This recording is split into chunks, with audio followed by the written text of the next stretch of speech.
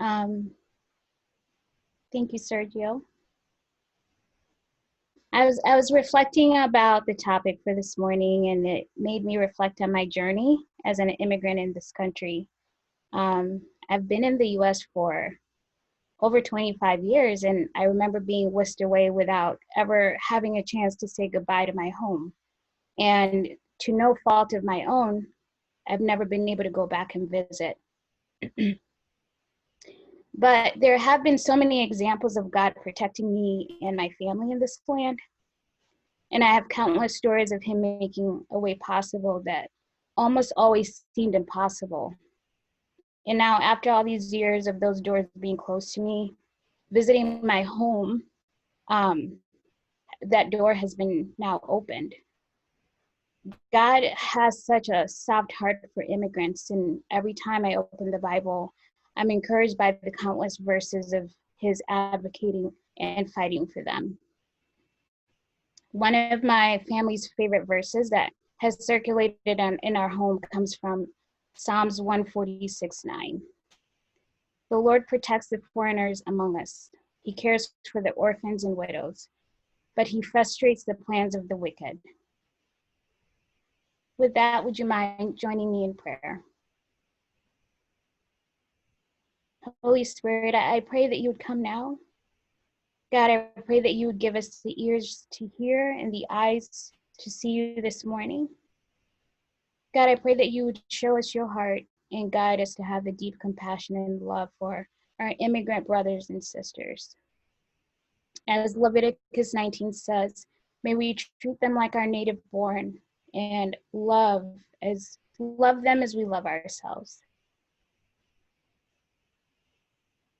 And God, just to shift gears, I also just lift up the family of civil rights icon John Lewis. As they grieve his passing, may you bring comfort to them during this difficult time. And I pray that his legacy continue to live on in all of us that remain. Amen. Amen. Thank you, Elizabeth. And thank you, Sergio, for leading us in song. And as Kyle put in the chat, it's like a little bit of normalcy when we hear Sergio playing. We miss the Davis Theater, but we're glad to have as nice a chance to sing together. Yeah, welcome everyone. I think we all have varying feelings once again being brought into our virtual space this morning.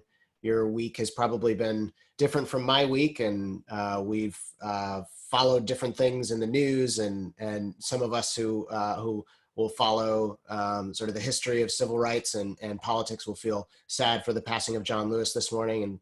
And yeah, there, as always, we have a mix of feelings and thoughts and things floating around in our head as we get going today. So we hope that this is a space that can help you to bring those this morning. We hope that the prayer has taken you out of yourself, and the music has helped you to feel connected with God this morning. We started this church in particular for people who feel more comfortable in progressive or secular settings rather than religious settings. So if you are joining us from a non-religious space or from a space that is different than maybe other people you've known who've gone to church, we want you to know you're very welcome here, and we think you'll feel in view here. We, like most people, are after deep, full life that pushes beyond the status quo, life that is beyond self-centeredness, that is resilient in difficulty and struggle. And our guide here is Jesus. There are religious settings that present Jesus and faith in Jesus as an exclusive thing, as a boundary drawing thing, as a thing that's aligned with the rich and the powerful, but that has just never been our experience. For us, the following Jesus and spiritual growth that's grounded in the tradition of the Bible has always made us more inclusive. It's made us more compassionate. It's made us more sensitive to the sufferings of others, especially those who are poor or marginalized, and never more closed off. So that's what we're about here. During our virtual church season, we've had a wonderful moderator every week. And last week, we gave a special thank you to both Jen Colburn and Abby Dye, who've been awesome to us. And we'll give them another wonderful thank you. Thank you guys for faithfully helping us out during this time. And Abby is our moderator for today. And so Abby is there if you have questions. She is there if you are wanting to engage in the conversation. She's going to make sure that before we're done today with our discussion, that she can bring whatever themes are going on in the chat if we have some to our live discussion. But also, Abby, you're just there in general to make this a connecting experience for us. I'm wondering, do you have any fun prompts for us today? Yes, I hope it's a fun one, but I'm just curious what your go-to like virtual communion snacks are. Like, are you a grape juice and bread purist? Are you getting fancy with like latte and croissant? Like, what's going on for you during communion at home? I like that the possibility that there might be grape juice and bread purists. Like, nope, I refuse. I'm going to have to find some Welch's grape juice in my house. I'm going to have to go open a bottle of wine every Sunday, even though I don't like wine, and just, have that and then pour the rest out. Maybe there are some purists out there. So if that's I even like the idea that somehow it's Welch's grape juice too. Like, it's not just any grape juice. It's like it has to be Welch's. The That's blood right. of Christ and the pH balance of Welch's is totally. That's right. I'm glad we established that and made that clear. Thank you. So very, very excited to hear what everybody's responses are. Well, at this point, you just met Kyle Hanawalt, my co-pastor, of course, who's going to be joining us for our discussion today. Hi, Kyle. Hello.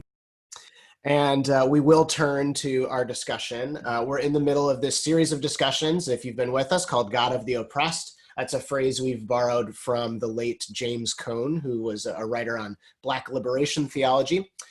We're immersing ourselves one at a time in different oppressed people group perspectives on Jesus and on faith and on God.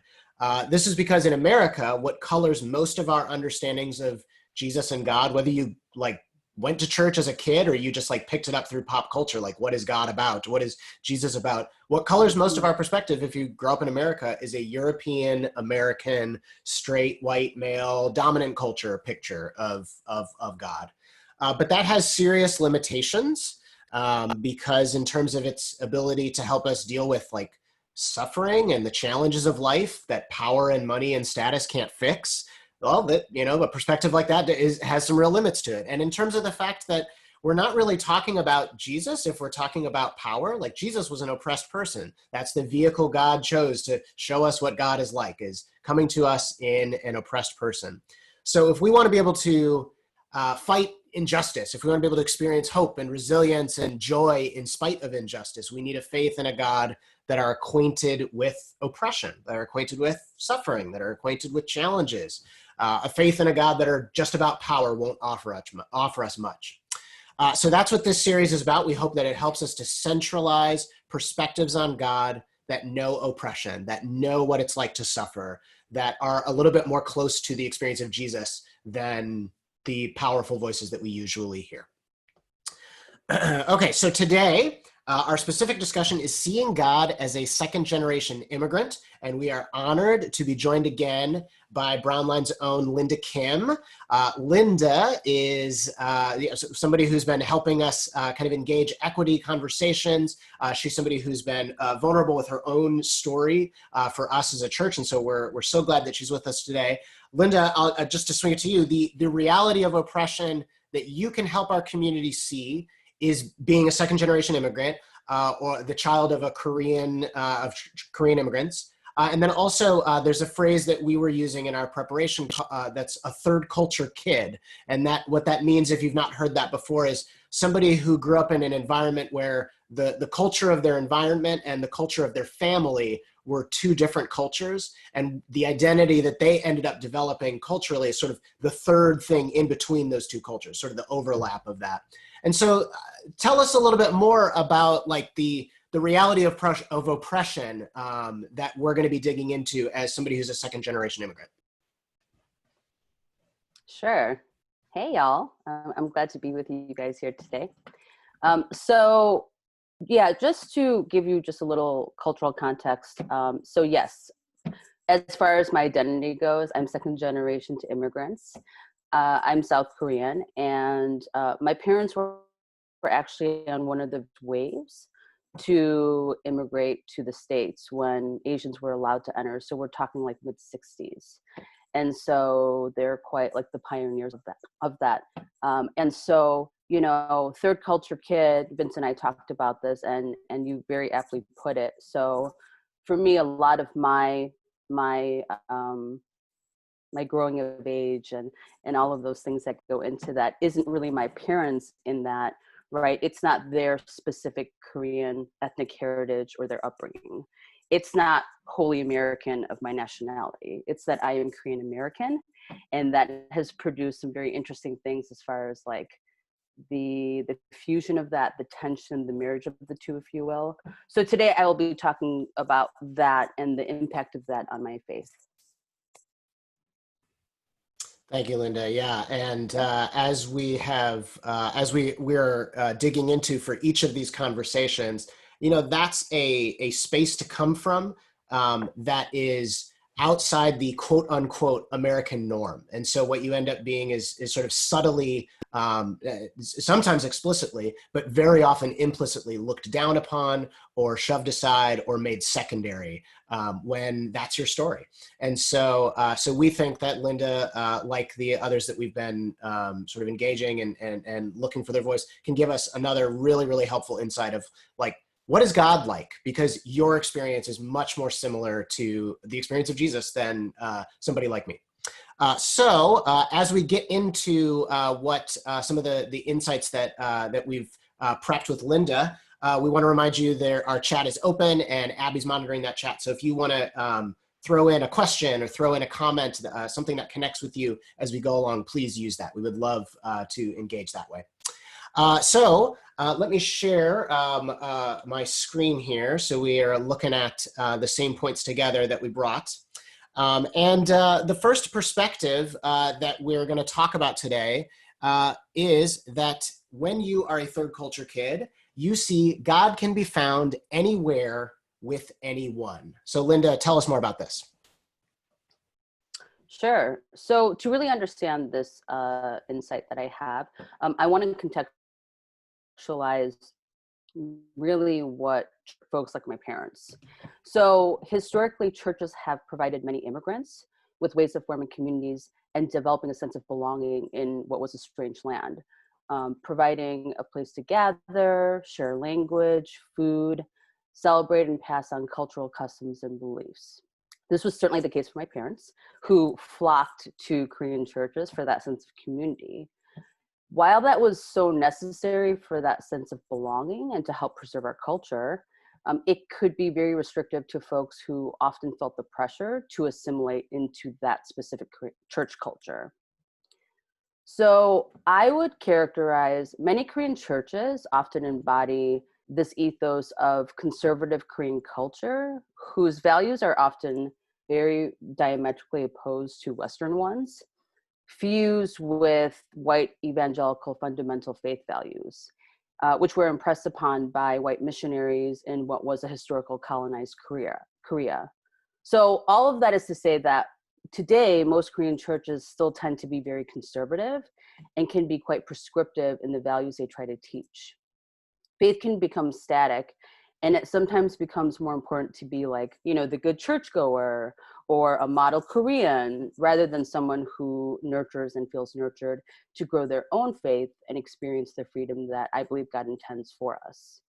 So I grew up in a Korean church and attended more of them sporadically. I always found them to be way too conservative, and I really couldn't connect with others or experience God in any of them. So I stopped going to church in my teen and young adult years. Fast forward many years later, I started to invite more conversation and exploration on faith into my life with a couple of really close people whom I trusted. And then I began to see really how God had been changing their lives. That was the first real witness for me to the beginning of my faith. And this led to a period of very informal impromptu gatherings to discuss faith over copious amounts of wine and laughter and all the things. And this was such an important time in my life for real faith to germinate and to begin walk with God, which led to many questions being asked and many doors being opened to me. And then I realized that God is in culture and beyond it. He transcends it. And so for me, that led me to really realize that he can be found anywhere with anyone. Really appreciate that. I think that there's a lived experience, I think, with you of standing in between two different cultural experiences that kind of speaks to the reality I think that we're all wrestling with. The sense of like who we are and where we come from actually requires different things. And so being a first generation immigrant like your parents, having something and these kind of very homogenous immigrant churches serve a really important purpose of maintaining culture in a place that is not honoring or seeing that culture, so that's not lost. Whereas when you become a second generation, there's a sense of like you're still trying to honor that, but there's a different need that you have than your parents have. And I think it's the same thing of why I think that is a wholly meaningful experience for a lot of immigrant churches, but is actually such a broken experience if it's a dominant culture church, like an all-white church, because there's a sense of like what's being needed there is actually, we're not just trying to preserve culture if we're walking in the way of Jesus, we're trying to challenge ourselves. And so you can actually see God showing up in this all Korean church. You can see God showing up in these diverse settings. And I think what's important for us to see here is not necessarily that like God is only powerful in some places, but he's actually living dynamically in all the experiences of life we have. And we need to ask ourselves where we are positioned in terms of power and status quo to fully see a picture of where he is at, whether we're engaging deeply with the part of ourself that maybe society is ignoring, or if society is uplifting us, making sure we're engaging with other in difference from ourselves to get a full picture of who Jesus is. I just think it's a really helpful framework for me to think about it. So I appreciate. Yeah, I was going to say, Linda, similar to what Kyle was just mentioning, like a mono-ethnic church or like faith community that was entirely white or entirely like of a dominant or powerful culture would tend not, I think, to end up with learning this thing that you're telling us about being able to find God anywhere with anyone. But it's interesting that somebody who is coming from a marginalized experience and grows up in a mono-ethnic experience. It's not a mono-ethnic powerful culture, but it's a mono-ethnic minority or less powerful culture. That actually leads you to discover like God can be found anywhere with anyone. And that I think that's a really important lesson for us when we think about we've talked about like how do we know God is speaking to us a lot lately, and what are the litmus tests that we use to discover that? And one of the things we've talked about is Jesus's refrain of like exalting the humbled and humbling the exalted. And I think of that when I think of this. And then I also just think of like the tendency in like a monoethnic experience that's all powerful people would be to want like this reality of color blindness. And that's something that like we don't see race. Like we're able to like which is very different than I think what you're talking about with saying God can be found anywhere with anyone. Is that right? That's super different. Yes, because that just in no way suggests that we should be colorblind. Yeah. Right. Yeah. Mm-hmm. Yeah, I appreciate everything that you guys just said, and I think that kind of teases out my experiences more, because in some ways, right, like Kyle, I think you put it really well that the needs are different, right? And in some ways it's a privilege in and of itself to be able to even try to fulfill those needs, because for folks of my parents' generation, they weren't at that place, right? This was for them about survival, to assimilate, but to also feel like some sense of preservation of their identity and their culture, and that it wasn't completely stripped of them, right? So, and that's not that, fortunately, right, like everything that like was sacrificed on their backs, I didn't necessarily have to do in my lifetime, right? And that is what allows me to be truly second generation in a lot of ways. So for me, I did have more of the freedom and the autonomy to seek out what faith authentically meant for myself. And I think being the third culture kid where, right, like I don't have to accept everything at face value necessarily, right? Because I don't have all the restraints and the high stakes that my parents did. But also, like, as I'm getting older, I can kind of exercise more agency and more like, you know, like, this is me and I'm figuring out who I am and figuring all these things out and challenging, right? So I think that led me to my very specific journey of faith. But yes, like for them, growing up in their church would have been very different from growing up in a white dominant church. It makes me think about what Barbie was talking about last week in Chile, living under kind of a legacy of Pinochet and oppression. This idea of like, we don't really have a choice for something different, and so we're going to figure out how to make it work in the midst of an experience. Like we're gonna believe that God is receiving us in full liberation of our heart because our culture around us can't do that. So we can't even begin to wrestle with those questions. And almost so you see the evolution for you is like, that's a little bit more speaking to your parents' experience. Like they're just trying to make it through, hold on who they are, walk through this incredibly difficult first generation immigrant experience. And then you are kind of like the second generation of that, where you still are holding on and seeing the value of who your parents are and your Korean heritage. But now you have a little bit more space stepping into this place to be asking different questions and wrestling with different things and like asserting your own questions and thoughts in a context that has more space for that. And even internally having more space for that. You know, Linda, I was going to ask a follow-up around this idea of your identity being found in the overlap of these two things, and then you're kind of also just like pushing for something that's beyond. It's a third culture. It's neither the first nor the second.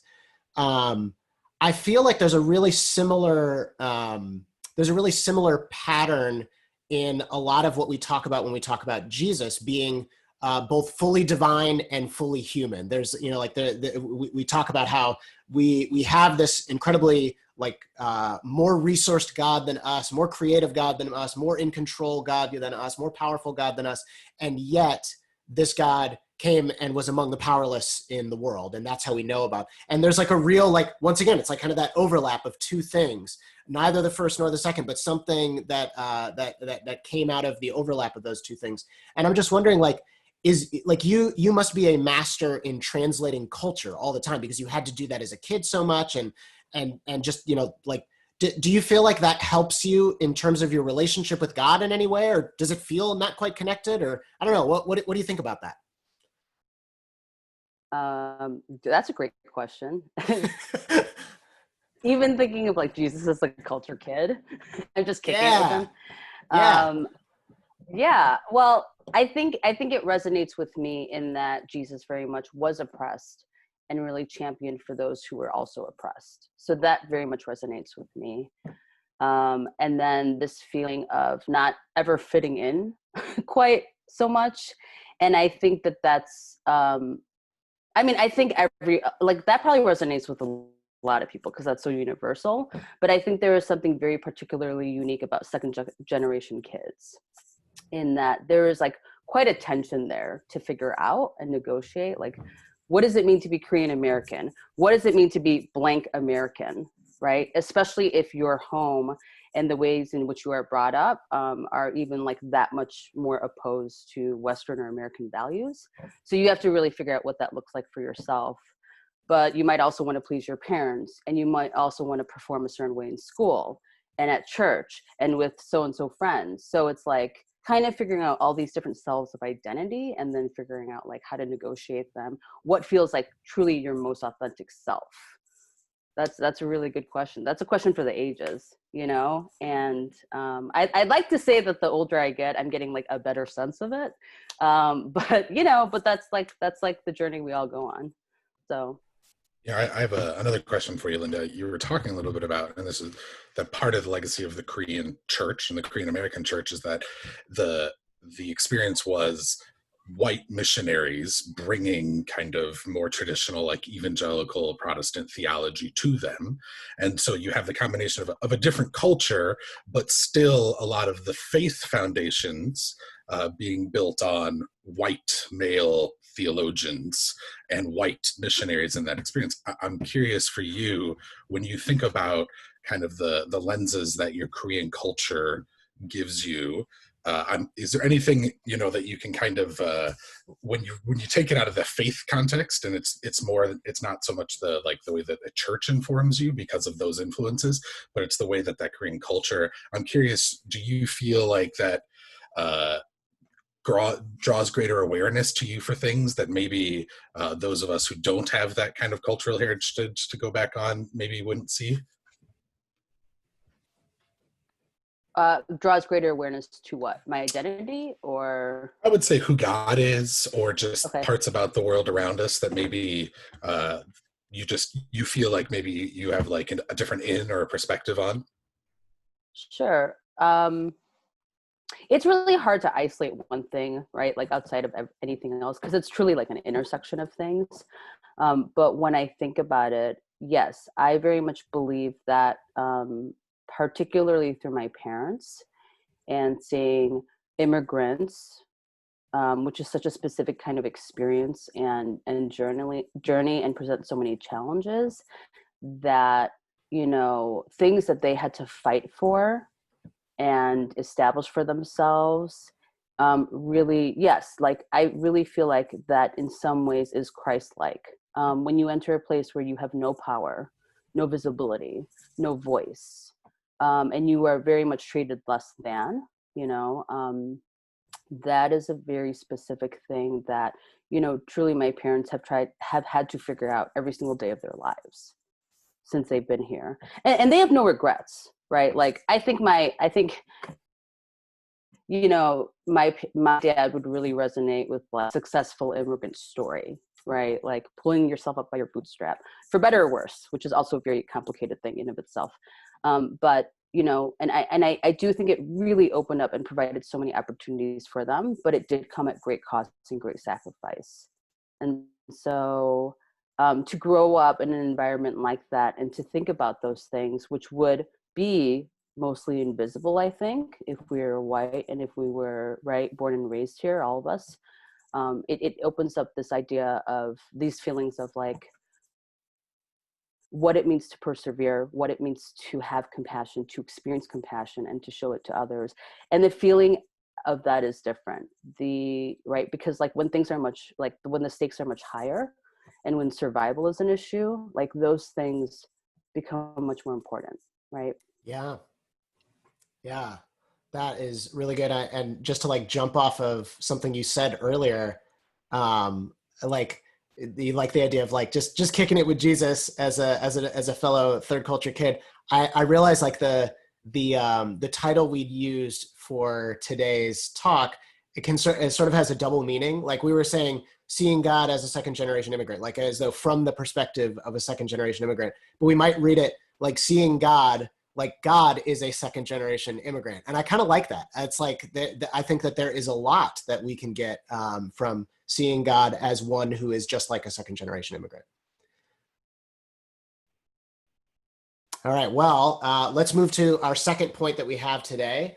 And Linda, we want to hear more about how let's see, pull it up here for us.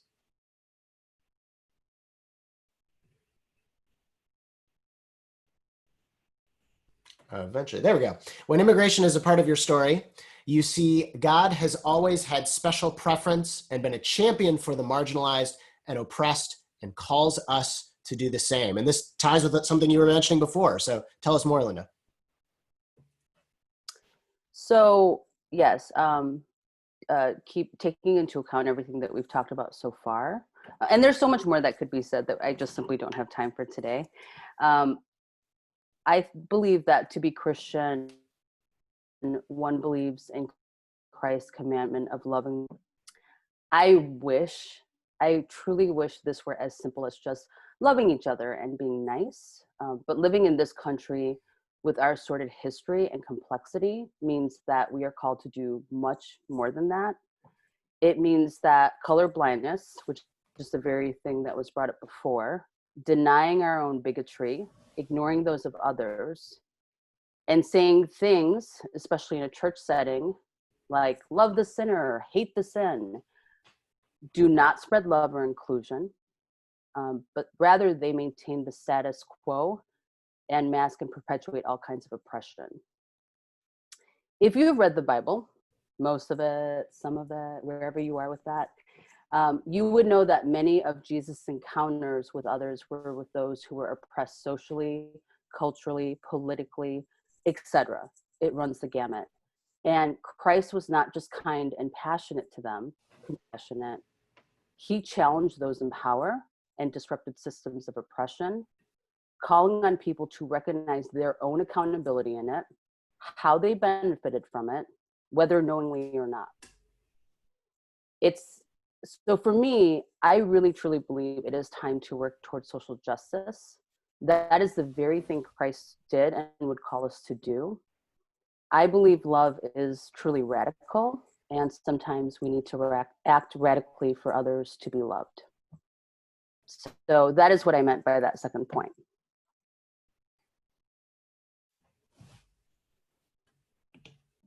I think it's the perspective coming as a third generation or second generation immigrant. I think it's a unique lens to understand the broken paradigm of equality and recognize the call for equity, like equality being really in order for, like, we all just need the same, like the goal in life is for the same. This is the color blindness, like we're just going to ignore it, and what we're going to make sure is what we have, the resources, the things, the opportunities are this like equal.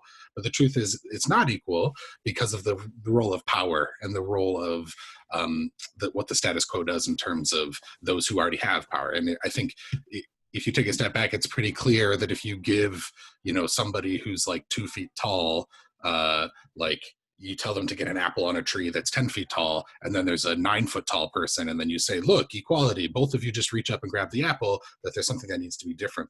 And I think there's something about the innate persistence and the sense of what it means to be an immigrant is you've had to work really hard. Like there's not like an easy, like, oh, I just, went through this with easy. It's a sense of like you are working harder to get to that equal experience of life. And I think it presents a really powerful lens of recognizing that God is working in that, because his desire is not just to make sure that we all have, equal, like chance at things, but it's actually to make sure that all humanity is able to flourish. All humanity is able to have access to the life that he longs for us to have, which requires that he is fighting for those who are marginalized and oppressed in a deeper way. And that's, I think, you have a lived experience around that, because you just saw how much harder your parents had to work in order to have what they have. There's almost a sense of the narrative of pulling yourself up by the bootstraps is almost speaking to the reality that it required more for them to get where they were today. And I think that gives us a kind of a perspective of kind of where God is living in all of that. Yeah, it strikes me that if you are not coming from an experience of being an outsider or being an excluded person or being an oppressed person or a marginalized person in some way, there's plenty of hope for you to come to like this perspective that you're pitching to us. Like, I hope that that's the story for me, because I'm not somebody who's experienced much oppression in my life. But when that is a part of your story, you like know this instinctively, right? Like nobody had to convince you that like God is about this, right? Like that just like comes naturally to you, Linda, right?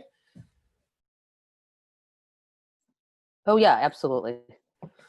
And I also like experienced a lot of racism growing up, and I still do.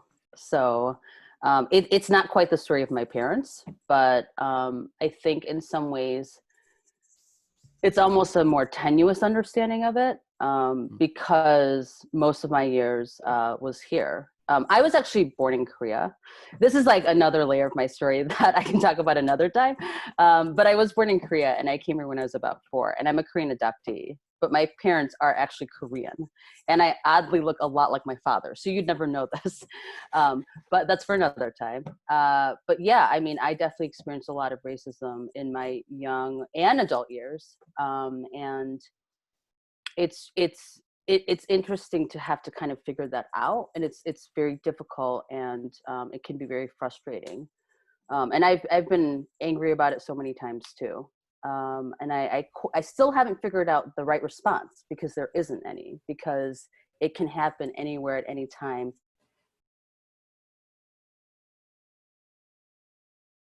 In so many different ways, people. So yes.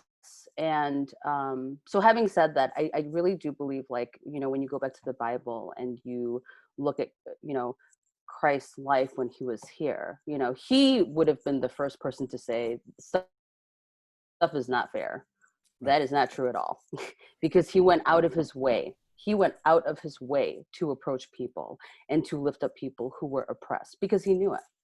He knew every part of that, and he knew that by design, that is what we're meant to do, to lift those people up, and so that they have a chance, right? And to create that kind of equity in which they could thrive as the next person, which is what God intends for all of us to do.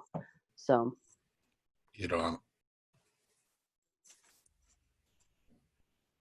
Muted. just thinking about the narrative of the Bible, I'm thinking about how the role that was played of a oppressed people group in the Jewish people in the time where Jesus came into incarnation and came to us is like the parallel of somebody who's experienced, like, themselves being part of a people group that is not seen and heard and cared for. There's such a sense of deep kind of connection.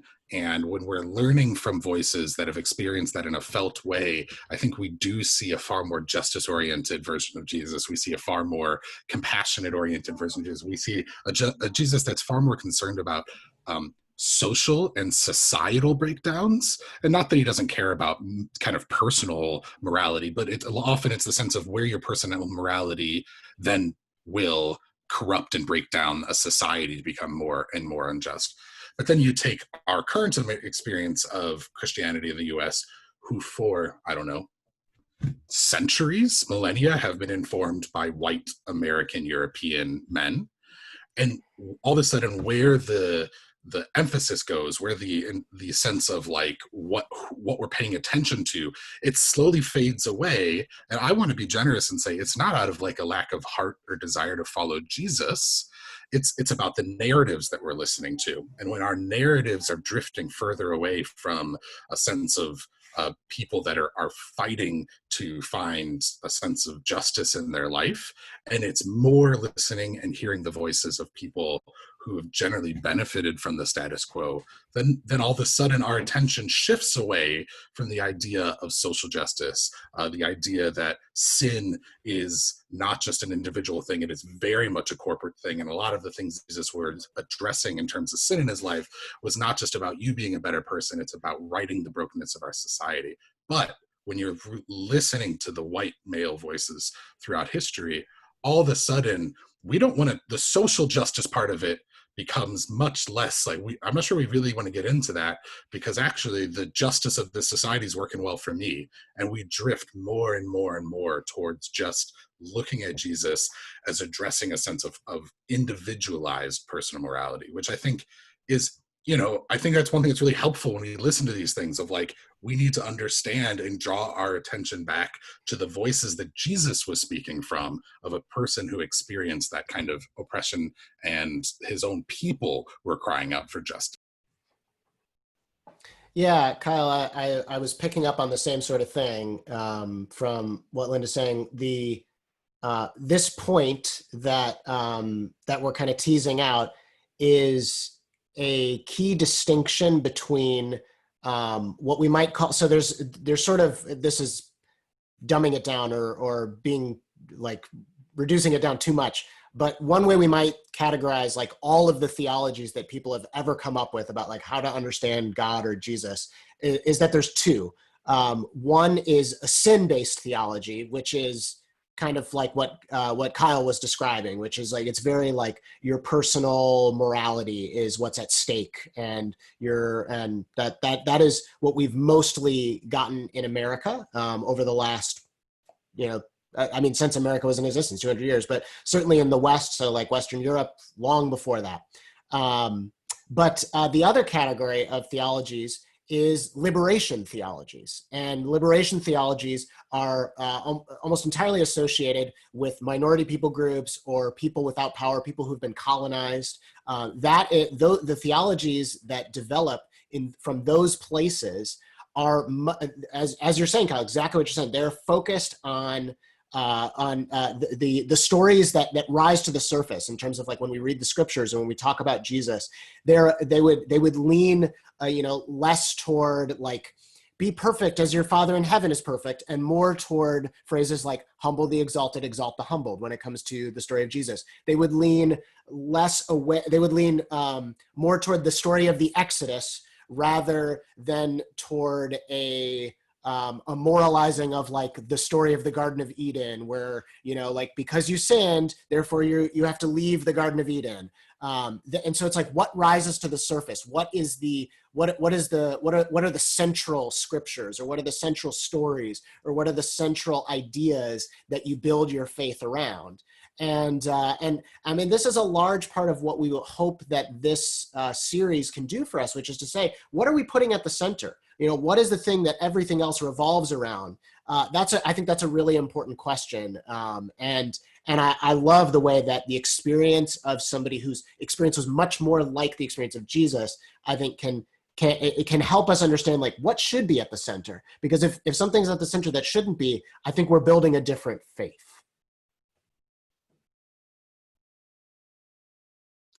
I couldn't agree more with that. And, as I think we'd all agree that stories are really important. And as someone who believes in equity work, they are so truly important, right? Like the things that we are taught in school, the stories that we are told, what are these dominant narratives we are told, because that's what people tend to believe, right? Whether consciously or not.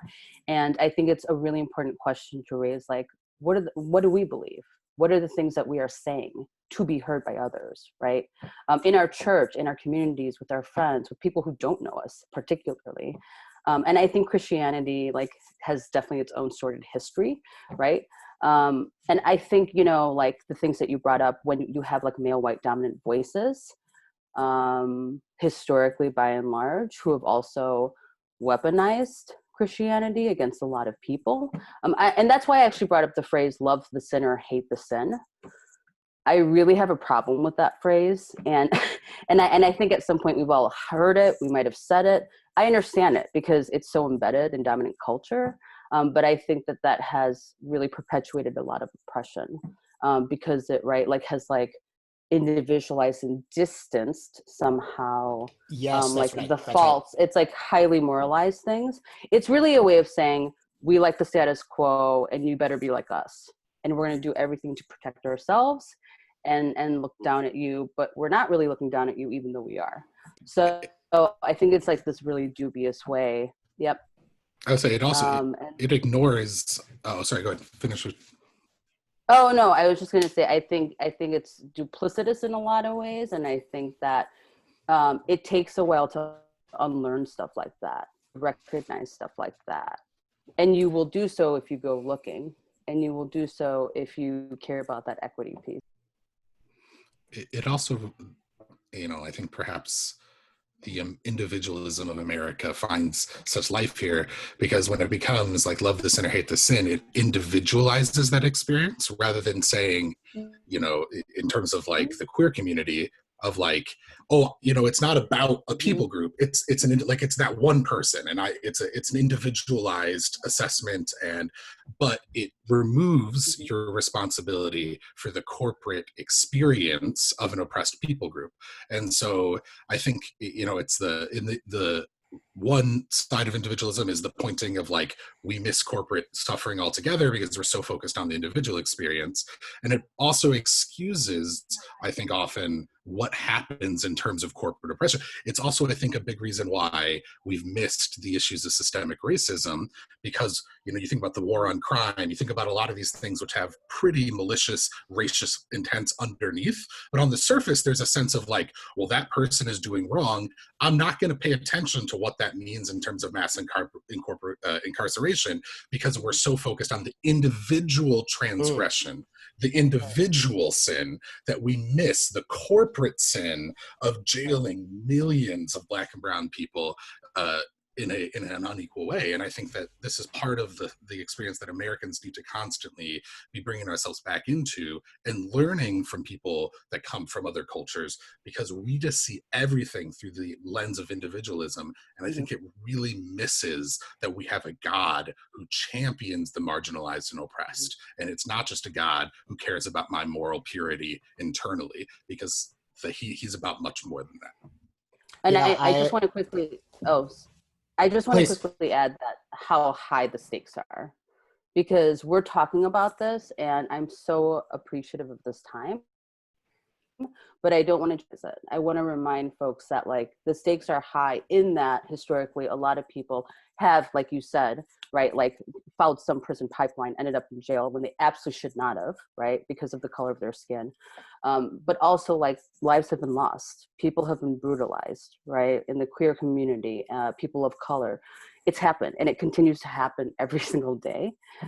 So this corporate, right, like sin as you call it, or this distancing or this displacement or this, right, like we are greater than leads to silence and death in a lot of cases. So I just really want us to be mindful of that. And it's so important that we shift the narrative around where does Jesus, where does the God of the Christian tradition fit in this, shit show of a situation. It's really important that we shift the narrative and make it clear where this God lives in all of this. So I just wanted, before since we're past the 11 o'clock hour here, I want to invite in Abby. Abby, is there anything going on in the chat that you'd want to bring to our just to finish up our discussion here? Yeah, so there's been this nice discussion going based on sort of this, when you're coming from the sin-based point of view, like there's really that distancing and excusing in a way to maintain a really problematic and violent status quo. And so, sorry, I'm just like looking through a little bit too, but thinking about how Christianity has really been weaponized, and I think in a way also given people permission to paint themselves as oppressed. And when I say that, I mean like wealthy white churches. And so that sort of gives that surface level permission to not look beyond the surface level individualization of the sin, rather than the whole looking at who is really in the narrative and where are we placing ourselves within that narrative. I think that the idea that Christians are under attack, as Jen brought up, is a deeply problematic thing. And it's because, it's like a conversation around bias. We can all have bias, but it's when that bias is backed by power is when it actually becomes persecution and oppression. So it is true. There probably are a lot of people, I would say for good reason, that really have issues with American evangelicalism, and that are maybe there's a sense of like, maybe they are experiencing, but here's the deal though, is when you have power, what you're experiencing is loss of power. And when that becomes problematic is not because you're right, maybe, I don't know, we have less Christmas on our coffee cups. The challenge here, though, is this becomes problematic, and it becomes, to me, an issue of a moral issue when that is backed by power. And in our country, Christians still hold more power politically in terms of the people in elected office, let alone culturally and socially. And so that's why it's to me, the conversation of Christians feeling under attack by the non-Christian world is equally parallel to white people trying to defend themselves as not being racist. We are removing the overall structure of power here, and rather than analyzing the effects of the system, we are defending ourselves individually, and then it becomes about a threat of what I lose rather than an assessment of a more just society. Yeah, I have said that I think that this country would look radically different if we spent less time trying to defend ourselves and prove that we are not racist, and try to spend more time understanding racism and listening to the stories of others. This place would look very different. Mm-hmm. Well, those are really, really helpful phrases, Kyle, just talking about how bias is there, and that is what the sort of white American Christian experience is picking up on, but that it's very different when bias has power behind it. Or when if you're experiencing a bias leveled at you, but you have power, it's very different. It's not prejudice. It's not being oppressed. It's not being under attack. And that is just really, really helpful to kind of to understand like what's happening and why that thing that so many in the chat were recognizing. Why does that happen? How can we end up in a situation where both narratives or both sides are telling the same narrative about themselves when you're trying to look from as removed a perspective as possible? It just feels like this is crazy. Of course there's more power over here than over here. Power is what helps us to understand. Well, it's hard to have to say that we're running low on time and that we have to, but it just feels like the wheels were just getting going and we're really going somewhere. But I think that there's a lot more to discuss here. And certainly as we continue to talk about this big value of our church, shifting the narrative, a phrasing that we've used that's I don't think often used in conversations around privilege, but we've tried to kind of bring to the fore is religious privilege. Their privilege is being discussed a great deal in our culture right now, which is great, and that's helping us to understand implicit bias when it comes to race and when it comes to ethnicity. But we think that a huge burden on us as a church in Chicago would be to raise our hands and say, hey, there is religious privilege when nobody is going to look down on you for celebrating Christmas. And we think that that's a really important thing to recognize when we're trying to enter into the public sphere and say, we want to be helpful here and we want to be helpful in the name of Jesus. It's really important for us to own, hey, Christianity, that's a privilege thing, even as we are trying to shift so mightily from what Christianity is often presented to be about when we're not focused on Jesus. And so just wonderful. Linda, we're so grateful for you sharing your story and helping us into what we're able to uncover today. I think, again, there's a lot more to go here. So we look forward to picking up the conversation in our midweek podcast this week. But to kind of bring us down for a landing here today, Linda, would you pray for us as we move to the end of our service? Yes, happy to do so. Thank you, Linda. Dear Lord, thank you so much for just allowing us to gather and just spend some collective time praising you and reflecting on the power that only you hold over our lives. And there's so much need and heartbrokenness, as you know, you are well aware of. But I know that you are always with us and you walk with each and every one of us. You know what oppresses us, be it something that is systemic in society, be it us figuring out who we are and how to respond to situations like these. And I just pray that you give us courage and grace and allow us to figure that out for ourselves and to sustain us in that work. And that may be just exhaustion at times, that may be bravery, that may be apathy, whatever those feelings are. Please help us, just be with us, continue with us. This is a daily walk. This is the walk of a lifetime. And I just pray that we also recognize that while there's so much inequities in this world, that you truly hold the power and that, we are guided by you. So I pray that you allow us to see all the opportunities in which you invite us to be brave and courageous, but also to gather around you and to rest and to seek restoration, because you also provide that. And I know that what your intention is for everyone to feel free and to have agency and to be the very best selves that you would want us to be. And just thank you so much for that. In Jesus' name I pray, amen.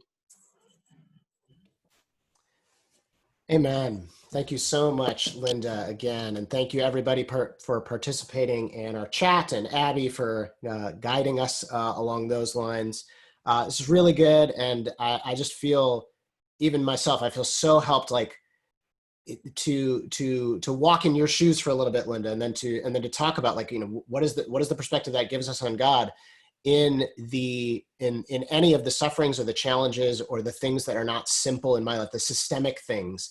I just feel more ready to like find God helping me in that. I feel I think as we mentioned in our podcast this last week, like, I feel even less anxious about all that is going on in the world around me that's outside of my orbit, because it kind of it gets me caught up in doing something, as Kyle said on the podcast. And I think that is that's a gift to be able to put the anxiety on the shelf and put the feeling like I'm small and cannot change anything about my lot on the shelf, and to feel like, there's possibilities here. So thank you so much. Well, we have a quick moment of announcements before we close up our time together, and we'll have one last chance to settle our hearts and pray a little bit more as we take communion virtually, perhaps with the snack that you mentioned earlier in the chat, and then as Sergio leads us in one last song. Before we get there, I just want to remind everybody, we'll put in the chat our Sunday check-in link. This has become sort of an important way for us to make sure that everybody's doing okay. Everybody has what they need when we can't randomly cross each other's paths at the Davis Theater on Sundays and kind of figure out, hey, what's going on? How did that thing happen with your parents? Like what was that job interview? What happened with it? This is just a quick way for us to know, like, is there anything we need to touch base with you about? So it'll take less than 1 minute just to follow the link and let us know a check-in. If you are newer with us or you're not sure that we have your contact info yet, it's become increasingly important that we have your email address and that you hear from us that way, because we can't kind of be in person and so let us know. You can go to brownlinechurch.org/connect and give us your contact info. The best ways to stay connected right now are our email newsletter. If you don't see that as it goes out to let you know about happenings are going on or updates from the church end, or with our link for the service on Sundays, or with the link for our latest podcast when those drop in the middle of the week, just check your Gmail promotions tab or something like that. It's there. It maybe just gets caught in spam filters sometimes. We have our Time of Need Fund that is available that we're reminding everybody about. We'll put a financial update on the screen here just so you can see how we're doing financially in general, because we are a crowd-funded community. And so our neighboring or time of need budget is there to help anybody who is in need of bridging a gap financially because they're out of work for COVID or something like that. And then also you can see how we're doing in terms of general fundraising. We do always mention that if you feel invested in this church, if this church is kind of igniting the passion in your life, or like kind of keeping you up and keeping you connected with things that matter to you, we'd love for you to consider investing financially, because that allows us to keep doing what we're doing. A quick announcement. We mentioned last week that the next stage for the church in terms of like virtual church is watch parties. And so we've talked with a few people who are up for starting to like host in a backyard a group of like 5 people that can socially distance and watch church together, so we can have some connection. We've had a number of folks express interest in that. Today ended up being a really hard day for that to pull that off in Chicago, because we had super hot weather and then rain, so it wasn't going to happen today. But in the future, we are still kind of pooling interest in that. So if you've not let us know of your interest, you can send an email to brownlinechurch@gmail.com to do that. And we would like to get you connected with a watch party. Depending on how this goes and how much demand we have and how many hosts we have available, each backyard is a little bit different. So it kind of depends on the space that people have in terms of how many people can be together safely. Depending on how that goes, we may have signups in the future for that, or it may just be easy to connect people with, oh, there's this many people who want to be a part of it this week, and that was easy. So just kind of watch for how that develops. But our hope is that this helps those who have been frustrated by the experience of having to troubleshoot technology on their own, and that this helps people who are really feeling isolated to be able to have some in-person connection during still virtual church land. Okay, that is all I have for us. Let's give some special thanks. Again, Abby for moderating. Special thanks to Maria Santillan for running our visuals today. We appreciate you, Maria. Special thanks to Sergio for leading us in song, and Elizabeth for leading us in prayer. And then Linda, thank you so much for guiding us in discussion today. This was great. Kyle, would you take us into a time of communion? Absolutely. Thank you again, Linda. So appreciate, I think, being able to learn from conversations with you. And thank you for joining us again. We finish each service with the time of communion. And I want to encourage you today as we step into it, in light of what we talked about. I think a lot of what the beauty of communion is meant to be is a step away from individualism. It's meant to be this experience of realizing we're united with God, who sees us and sees us in our flaws and our shortcomings, sees us in the ways that we have regret, in the ways that we want to see change. And we do it together and not just as an individual act, because we recognize the commitment we have with each other. We recognize that we learn from connection with other people that are different from us. We see a fuller picture of who God is, a fuller picture of who we are in that process. And today, I think, there's the experience of communion. There can be a sense of when you talk about owning our own shortcomings, owning the parts of us that have need that we can't meet ourselves, that can be hyper individualistic. It is my shortcoming is this action I did earlier this week that I regret. It is this vice that I'm still struggling to get rid of. And I certainly believe God shows up in those places. But I think particularly in this time of communion, where we are sharing in this together, I encourage you to lean into those shortcomings that tap into our corporate longing. The desire for a more just world that feels hard to find hope in. The desire for a world that reflects God's love and care for us all. And we admit that as we look to Jesus's body broken, Jesus's blood shed, as he stepped into a moment of total unjustified persecution and death. And we look to that moment and lay down ourselves, the ways that we are both oppressors and oppressed. And we look to Easter morning, where he promises new life and resurrection. And so today, I encourage you in particular, as we take this, to bring to mind our corporate longings and our corporate hopes, and look to Jesus to meet us in that. So on the night that Jesus was betrayed, he broke bread, gave thanks, and said, "This is my body, which is for you. Whenever you do this, do so in remembrance of me." Likewise, he took the cup and said, "This is my blood shed for you. Whenever you do this, do so in remembrance of me." Not as an angry God who chose to perpetuate violence upon himself and his son, which was really reserved for us, but as a God that so often and deeply understands the violence that we direct towards each other and stands in the way of that, offering a death to that with a hope of new life on Easter morning. I pray that this week we would feel the hope of a resurrected experience. Pray that in your name.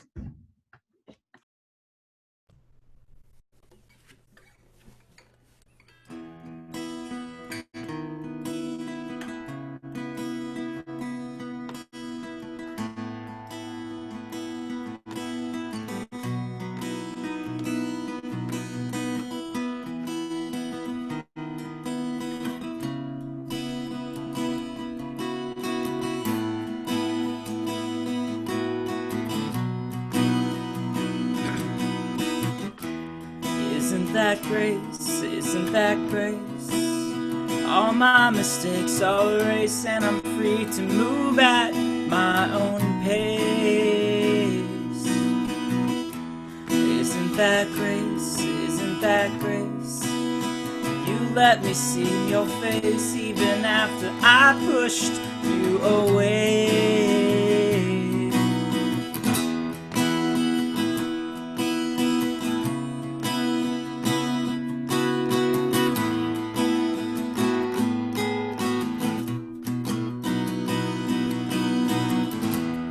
Isn't that grace? Isn't that grace?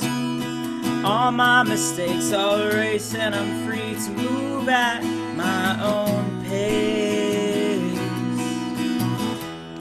Isn't that grace? Isn't that grace? You let me see your face even after I push you away. I've fallen short of the bar you've set. I'm full of shame for the goals I never met. My confidence is cast aside, my discipline is compromised, but you come to build me, you come to fill me with courage. You come to build me, you come to fill me with strength. You come to build me, come to break off my worries again and again. And again, and again, and again.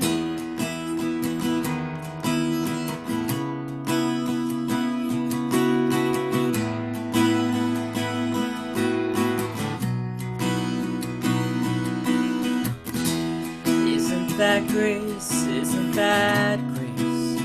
You, all mistakes I'll erase, and I'm free to move at my own pace. Isn't that grace? Isn't that grace? You let me see your face even after I pushed you away. I've fallen short of the bar you've set. I'm full of shame for the goals I never met. My confidence is cast aside, my discipline is compromised, but you come to build me, you come to fill me with courage. You come to build me, you come to fill me with strength. You come to build me, you come to break off my worries again and again and again and again and again. You come to build me, you come to fill me with courage. You come to build me, you come to fill me with strength. You come to build me, come to break off my worries again and again and again and again and again. Oh,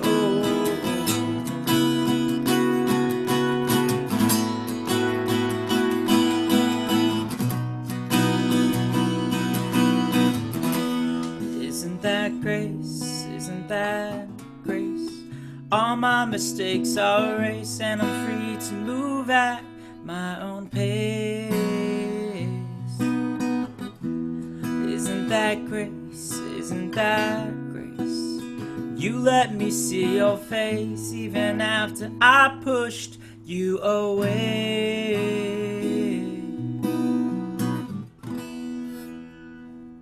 Jesus, we thank you that you are not passive in this world. We thank you that you are active, bringing about a world reflective of your kingdom in heaven here on earth. We thank you that you fight for the marginalized and the oppressed. We thank you that you invite us into your work. We thank you that you desire healing and growth for all of us. And we thank you that this week we don't walk on our own, but we walk with you with us and with those here sharing life with us. And I pray the reality of that this week would feel tangible, that we would feel you showing up in the midst of our daily life, and we'd see you showing up in the interactions we have with those around us that we love, particularly those around us that give us a deeper and more interesting version of who you are and thus ourselves. Amen. Amen. Great to have hosted you all once again, and we will see you next Sunday. If you're sticking around for our breakout equity group that is doing a book study of I'm Still Here by Austin Channing Brown, just stay on the call and we'll get you sorted into the right Zoom breakout room. If you're sticking around for just a check-in and prayer with Pastor, you can feel free to do that too. Let us know with a private chat to me in Zoom. And for those of you who are sticking around, we're gonna give just 2 or 3 minutes for anybody who's jumping over from Facebook to join with the breakout rooms, and then we'll get everybody sorted and on our way. We'll see you next week.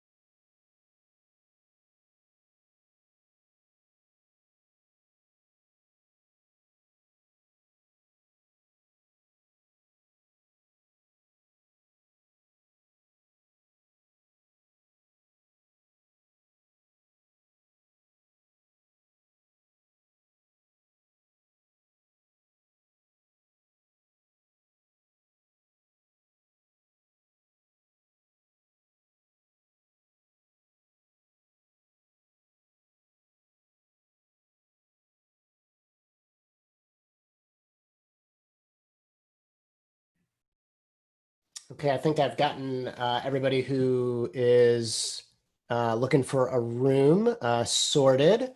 And if you are still here, if you're still in the main room after we go out to breakouts and there's a room that I didn't place you in, I'll stick around here and help get you in the right room. So in a moment, you should be asked to join your breakout.